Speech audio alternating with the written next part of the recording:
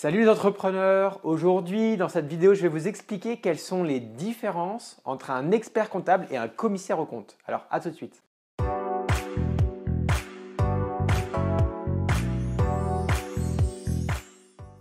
Salut les entrepreneurs ambitieux! Si vous souhaitez apprendre, si vous souhaitez partager des expériences, entrez dans la communauté des entrepreneurs ambitieux en vous abonnant à la chaîne YouTube avec le bouton en bas à gauche de la vidéo. Car si vous découvrez aujourd'hui nos vidéos, notre chaîne, vous êtes les bienvenus parmi nous. Et aujourd'hui, je vais vous parler de la différence entre un expert comptable et un commissaire aux comptes. Alors tout d'abord, l'expert comptable, il intervient auprès d'un grand nombre d'entreprises, auprès d'un grand nombre d'entrepreneurs. Il est là pour les accompagner au quotidien dans toutes leurs problématiques, à savoir dans leurs déclarations fiscales, sociales, leurs actes juridiques et bien sûr la tenue comptable régulière de votre activité. L'expert comptable est le partenaire privilégié de chaque entrepreneur pour lui permettre d'obtenir du conseil, d'être orienté dans ses prises de décision, mais également de faire face à toute éventuelle crise que l'entrepreneur devrait subir. L'entrepreneur et l'expert comptable travaillent de concert avec les mêmes intérêts, les mêmes objectifs de pérenniser, de sécuriser, de développer l'entreprise de chaque entrepreneur, de chaque chef d'entreprise. Sachez cependant que si vous avez des compétences à la fois comptables, fiscales, sociales, juridiques et que vous avez les outils pour tenir votre comptabilité ou pour faire les déclarations sociales, fiscales, mais que vous avez également le temps et les compétences, alors vous n'êtes pas obligé de faire appel à un expert comptable. Et voyons maintenant quelle est la différence entre l'expert comptable et le commissaire aux comptes. Le commissaire aux comptes intervient dans les sociétés qui dépassent certains seuils de niveau d'activité et si ces seuils sont dépassés, la société a l'obligation légale, c'est donc la loi qui impose l'entrepreneur de nommer un commissaire aux comptes. Vous comprendrez donc que la première différence entre un expert comptable et un commissaire aux comptes, c'est que l'expert comptable, en tant qu'entrepreneur, vous le nommez de votre plein gré, vous pouvez le choisir aisément et vous n'êtes pas obligé de faire appel à un expert comptable.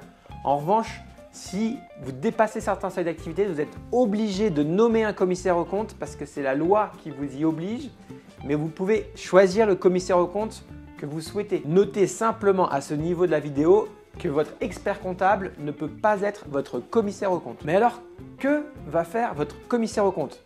Pourquoi intervient-il?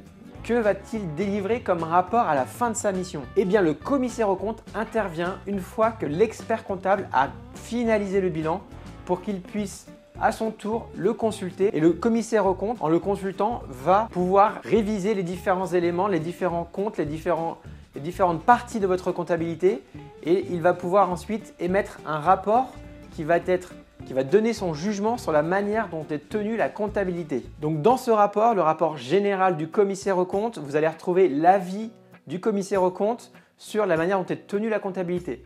Il va également et éventuellement réaliser le rapport spécial du commissaire aux comptes où seront répertoriées les conventions réglementées qui auront été signées dans l'entreprise. Sachez que suivant la forme juridique dans laquelle le commissaire aux comptes intervient, ce rapport sur les conventions réglementées va être obligatoire ou non et va également avoir un contenu différent. Et ces deux rapports qui vont être réalisés par le commissaire aux comptes vont être communiqués en assemblée générale d'approbation des comptes aux associés. Il va également être communiqué, surtout demandé par votre banque, surtout si vous souscrivez à des emprunts. Son impact sur votre société peut donc être très important, surtout si le rapport est négatif. Vous comprendrez donc qu'il ne faut pas nuire à la mission du commissaire aux comptes. S'il vous pose des questions, il faut donc contribuer et apporter les réponses pour qu'il puisse se faire son propre jugement et qu'il ne puisse pas réaliser un rapport qui vous soit négatif et qui sera donc communiqué à vos associés mais également à votre banque. Vous aurez donc compris quelle est la différence entre un expert comptable qui va accompagner au quotidien